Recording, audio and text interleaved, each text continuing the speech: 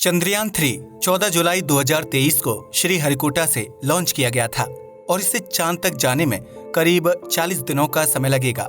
यह मिशन भारत के लिए बहुत ही ज्यादा जरूरी है क्योंकि हम हर टेक्नोलॉजी में आगे बढ़ रहे हैं, लेकिन हमारी स्पेस टेक्नोलॉजी अभी भी इतनी ज्यादा विकसित नहीं है। इंडियन स्पेस रिसर्च ऑर्गेनाइजेशन यानी कि इसरो की खास बात यह है कि हम बहुत बड़े मिशन बहुत कम बजट में आसानी से कर लेते हैं। उदाहरण के लिए बताऊं तो हॉलीवुड की मार्शियन मूवी को बनाने में 108 मिलियन डॉलर की लागत आई थी। वहीं इसरो के मिशन मंगलयान को पूरा कंप्लीट करने में करीब 74 मिलियन डॉलर खर्च हुए थे। यानी जितने में हॉलीवुड की मंगल ग्रह के टॉपिक पर मूवी बनी थी उससे कम में हम भारतीयों ने एक असली स्पेसक्राफ्ट को मंगल ग्रह तक भेज दिया था। ये एक बहुत ही इम्प्रेसिव बात है जो बाकी स्पेस एजेंसीज हमसे सीखना चाहती हैं। आपको जानकर हैरानी होगी कि नासा के मार्स मिशन मेवेन में 600 मिलियन डॉलर से भी ज्यादा का खर्चा आया था। अगर इसरो लगातार ऐसे ही मिशन करते रहता है तो यह भारत की इकोनॉमी के लिए बहुत अच्छा होगा और साथ ही में हमारी स्पेस टेक्नोलॉजी भी बहुत अच्छी होती जाएगी। अब आप में से कई लोगों का ये सवाल हो सकता है कि आखिर अंतरिक्ष में मिशन करने से भारत की इकोनॉमी कैसे बूस्ट होगी। ये एक बहुत ही अच्छा सवाल है जिसका उत्तर हम आज की इस वीडियो में देने वाले हैं। इसके अलावा हम आपको चंद्रयान मिशन से भी जुड़ी बहुत सी जानकारी इस वीडियो में देने वाले हैं, इसलिए इसे अंत तक जरूर देखिएगा। भारत का पहला मून मिशन 2008 में किया गया था। उस मिशन का नाम था चंद्रयान 1 और इसे 22 अक्टूबर की तारीख को लॉन्च किया गया था। इस मिशन का मुख्य मकसद था चांद की टोपोग्राफी और मिनरोलॉजी को स्टडी करना। टोपोग्राफी का मतलब होता है किसी भी ग्रह या चांद की सतह के अलग अलग फीचर जैसे पहाड़, मैदान और खाइयां।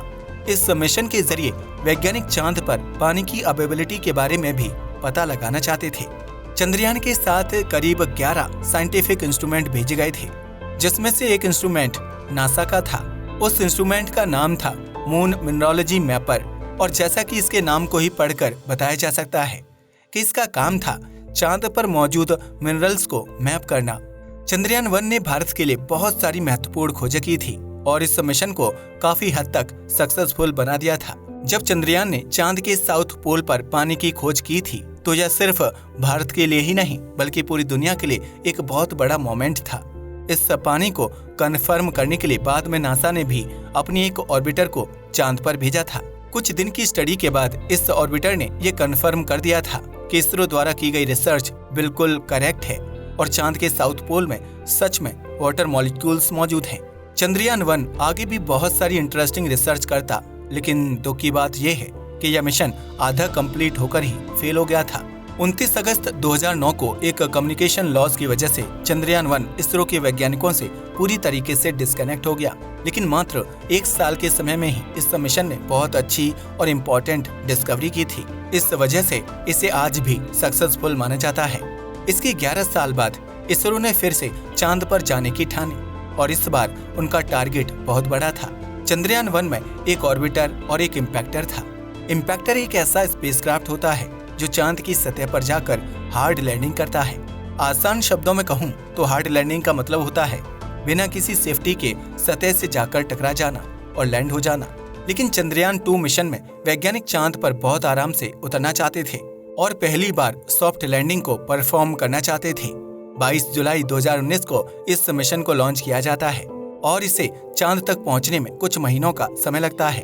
फाइनली 6 सितंबर 2019 को चंद्रयान 2 चांद की सतह पर लैंड होने के लिए रेडी हो जाता है। इस बार वैज्ञानिकों ने ऑर्बिटर के साथ साथ लैंडर और रोवर को भी मिशन में शामिल किया था। चंद्रयान 2 के लैंडर का नाम विक्रम लैंडर रखा गया था और इसके अंदर मौजूद रोवर का नाम प्रज्ञान रोवर था। इसरो का प्लान ये था कि वे लैंडर को चांद की सतह पर लैंड कराकर रोवर को बाहर निकालेंगे। बाद में यह रोवर चांद की सतह पर टहलते हुए वहां के सॉइल और रॉक सैंपल्स को कलेक्ट करेगा।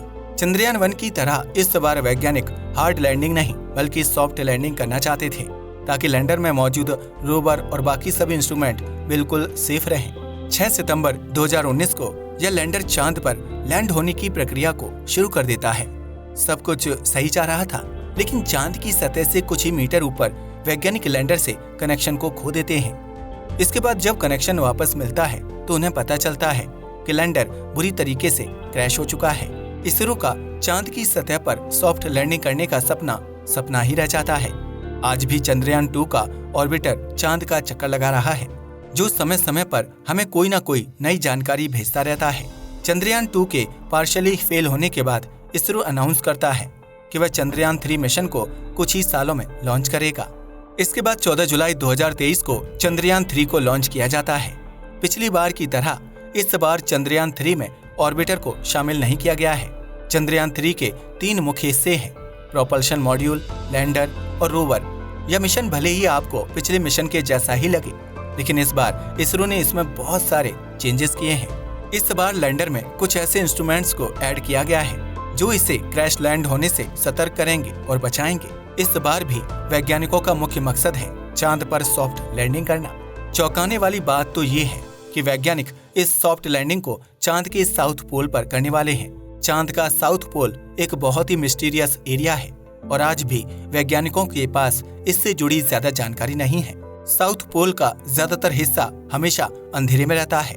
ऐसा इसलिए है क्योंकि चांद अपनी एक्सिस पर थोड़ा सा झुका हुआ है, जिस वजह से इसके साउथ पोल के मैक्सिमम एरियाज में सूर्य की डायरेक्ट रोशनी नहीं पहुंच पाती। रोशनी न होने के कारण यह हमेशा अंधकार में डूबा रहता है। इसके अलावा इसे पृथ्वी से ऑब्जर्व करना भी इम्पॉसिबल है और यही कारण है कि हमारे पास इससे जुड़ी ज्यादा जानकारी नहीं है। हालांकि वैज्ञानिकों को ये जरूर पता है कि इस एरिया में बहुत सारे पहाड़, चट्टाने और गड्ढे मौजूद हैं। यही कारण है कि यहाँ पर किसी भी स्पेसक्राफ्ट को लैंड कराना एक बहुत ही मुश्किल बात है। और जब किसी मुश्किल चीज में सॉफ्ट लैंडिंग को भी ऐड कर दिया जाता है तो मिशन और भी ज्यादा कॉम्प्लेक्स हो जाता है। किसी भी स्पेसक्राफ्ट को सतह पर सॉफ्ट लैंड कराने के मुख्यतः 2 तरीके होते हैं। सबसे पहला तरीका होता है थ्रस्ट का इस्तेमाल करके सतह पर सॉफ्ट लैंडिंग करना। जब कोई स्पेसक्राफ्ट किसी चांद पर लैंड होने वाला होता है तो उसकी रफ्तार बहुत ज्यादा होती है। सॉफ्ट लैंडिंग करने का मतलब होता है स्पेसक्राफ्ट की रफ्तार को कम करके उसे आराम से सतह पर उतारना। ऐसा करने के लिए वैज्ञानिक थ्रस्ट का इस्तेमाल करते हैं। लैंडर के नीचे थ्रस्टर्स लगे होते हैं जो फ्यूल का इस्तेमाल करके एनर्जी को बाहर की ओर रिलीज करते हैं।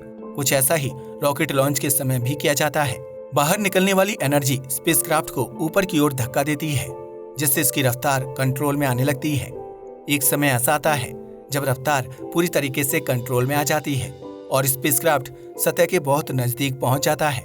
बस इसी मोमेंट पर स्पेसक्राफ्ट को सतह पर लैंड करा दिया जाता है और सॉफ्ट लैंडिंग की प्रक्रिया खत्म हो जाती है। किसी सतह पर सॉफ्ट लैंडिंग करने का एक और तरीका होता है जिसमें थ्रस्टर्स की जगह पैराशूट्स का इस्तेमाल किया जाता है। नासा ने अपने परसिवियरेंस स्पेसक्राफ्ट को मंगल ग्रह पर कुछ ऐसे ही लैंड कराया था, जिसकी क्लिप आप अपनी स्क्रीन पर भी देख सकते हैं। लेकिन इस चीज को चांद के साउथ पोल पर करना बहुत रिस्की है और यही कारण है कि इसरो के वैज्ञानिक थ्रस्टर्स का इस्तेमाल करने वाले हैं। अगर भारत चांद पर सक्सेसफुल सॉफ्ट लैंडिंग कर लेता है तो यह चौथा ऐसा देश बन जाएगा जिसने इस कॉम्प्लेक्स चीज को अचीव किया होगा। आज तक सिर्फ 3 देश चांद पर सॉफ्ट लैंडिंग करने के काबिल बन पाए हैं और वो हैं रशिया, चाइना और अमेरिका। चंद्रयान 3 को चांद तक जाने में कुछ 40 दिनों का समय लगेगा और उसके बाद ही हमें ये पता चल पाएगा कि यह सॉफ्ट लैंडिंग करने में सक्सेसफुल होगा या नहीं। सॉफ्ट लैंडिंग करना भारत के लिए बहुत ज्यादा जरूरी है क्योंकि इससे भारत की इकोनॉमी को बहुत बूस्ट मिल सकता है। आज किसी भी इम्पोर्टेंट मिशन और स्पेसक्राफ्ट को लॉन्च करने के लिए अमेरिका की टेक्नोलॉजी का इस्तेमाल किया जाता है। अमेरिका में स्पेसएक्स नाम की एक प्राइवेट स्पेस एजेंसी भी है जो बहुत कम लागत में किसी भी पेलोड को अंतरिक्ष में पहुंचा देती है। इसके मालिक दुनिया के सबसे अमीर इंसान एलोन मस्क है। लेकिन अगर स्पेसएक्स को इसरो से कंपेयर किया जाए तो यह उससे भी सस्ते में चीजों को अंतरिक्ष में भेजने के काबिल है। अगर हम सॉफ्ट लैंडिंग करके अपने आप को दुनिया के सामने प्रूफ कर देते हैं तो आगे चलकर इसरो को इंटरनेशनल मिशन करने के भी मौके मिलने लगेंगे। ऐसे बहुत सारे देश हैं जो अपने स्पेसक्राफ्ट को अंतरिक्ष में भेजना चाहते हैं, लेकिन उनके पास खुद की एडवांस स्पेस टेक्नोलॉजी नहीं है। ऐसे में वह भारत की स्पेस टेक्नोलॉजी का इस्तेमाल करके अंतरिक्ष में मिशन को लॉन्च कर पाएंगे। सीधी सी बात है कि उन मिशंस को लॉन्च करने के लिए इसरो उनसे पैसे चार्ज करेगा, जिससे इसरो का बजट बढ़ने लगेगा। बजट बढ़ने से हम और भी ज्यादा कॉम्प्लेक्स और बड़े मिशंस करने के काबिल हो पाएंगे और धीरे धीरे नासा के करीब आते जाएंगे।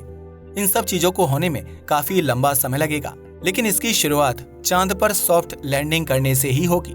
सॉफ्ट लैंडिंग करना एक बहुत ही कॉम्प्लेक्स टास्क है और अगर इसे कोई स्पेस एजेंसी सक्सेसफुली कर लेती है तो दुनिया की बाकी स्पेस एजेंसीज उस पर ट्रस्ट करने लगती हैं। एशिया में ऐसे बहुत सारे देश मौजूद हैं जो अपने स्पेसक्राफ्ट लॉन्च करना चाहते हैं, लेकिन अप्रोप्रिएट यानी कि उचित टेक्नोलॉजी न होने की वजह से वो ऐसा नहीं कर पाते। इसरो के ऊपर बढ़ने की वजह से वो भी अपने मिशंस कर पाएंगे, जिससे न सिर्फ हमें फायदा होगा बल्कि ओवरऑल दुनिया को एक नया स्पेस रिवॉल्यूशन देखने को मिलेगा। वैसे आपको क्या लगता है कि इसरो कभी नासा को पीछे कर पाएगा? अगर हाँ तो कब, और अगर नहीं तो क्यों नहीं? इस सवाल का जवाब हमें नीचे कमेंट करके जरूर बताइएगा। आज के लिए बस इतना ही। वीडियो पसंद आया हो तो इसे लाइक और शेयर करें। धन्यवाद।